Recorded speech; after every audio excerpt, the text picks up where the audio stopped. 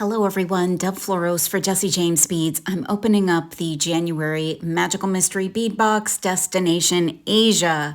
I'm so crazy about this box, and I'm so crazy about the souvenirs from Asia, printed shell beads. These are great focals. I'm going to match them up with the Maki Roll bead mix. There's so many fun beads in there, and some size 11 seed beads from my stash, as well as some ball end head pins. I just want to do a fun bracelet with a lot of color and movement and texture. So I'm going to do some wire wrapped cube beads. So those kind of opalescent cube beads are amazing. And so I'm just wire wrapping them on head pins and setting them aside. And I did 3, 4, 5, 6, 7, 8, 9, 10, 11 wire wrapped cubes. And I set them off to the side so that when I get to that point in my design, I can start stringing them on. So just do a nice little wrap around each one, set them off to the side, and then you can get ready to add them to your bracelet. So I'm just cutting off my excess wire and getting my little ends of my wire all straightened out so they're not going to poke anyone when the bracelet is worn. And I've got them all ready to go and set aside. So I've got some bead stringing wire, and I'm going to actually cut it from the package, and I'm going to design this bracelet from the center. So I really wanted to use that little kitty cat focal. It is so cute. It's printed on both sides and so colorful. I just love it. So I'm going to frame it with some little spacer beads, and then I'm going to use a seed bead. And then I'm going to add that beautiful rhinestone bead. I absolutely love them. You have to be careful of how you string those. It's easy to get the wire through the wrong hole on those beads. So just be cautious and thoughtful when you're putting it together. Then I'm going to do a seed bead and one of those beautiful little coin beads in such a rich coral color. Then I'm going to string on a cube, a seed bead, and then one of my wire wrapped cubes, then another seed bead, then another wire wrapped cube, then another seed bead, and then another just solo cube. And it's going to create a little bit of a cross look.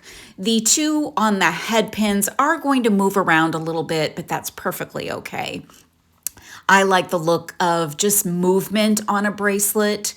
So I'm putting on additional beads. I'm adding the black bead, little black round bead as well.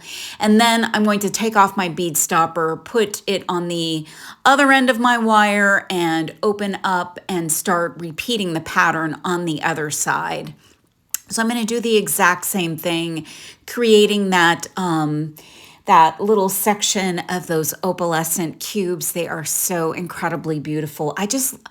This bracelet is going to be my new favorite. I just love the textures, the colors, the movement, and of course that beautiful little kitty cat in the center. So cute. So I've got my black beads on, and then I decided to do one more pattern of the cubes, and then I've got a coral bead on. And I'm going to go and make sure everything on the other side of the bracelet is exactly the same. And I do a double check to make sure that I didn't miss a seed bead or didn't, mess up my pattern in some kind of a way. But I always do a double check before I finish up a bracelet or any design.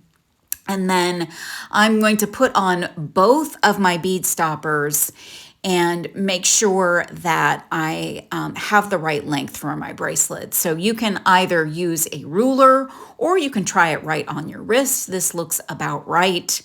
And so now it's just a matter of putting on a clasp. So I've got a very simple toggle clasp. I've got two 2x2 crimp tubes and some French wire, which will help me to make the end of my bracelet a little more substantial. It's not required. You can most certainly use just wire or a wire guardian. And I'm going to crimp that on one end and then the other on the other side. And I've got this really fun bracelet. But I've got extra beads and you can pick any that you would like. But I have some of those wire wrapped cubes still. So I'm going to open up a 4mm jump ring and I'm going to add those last 3 cubes.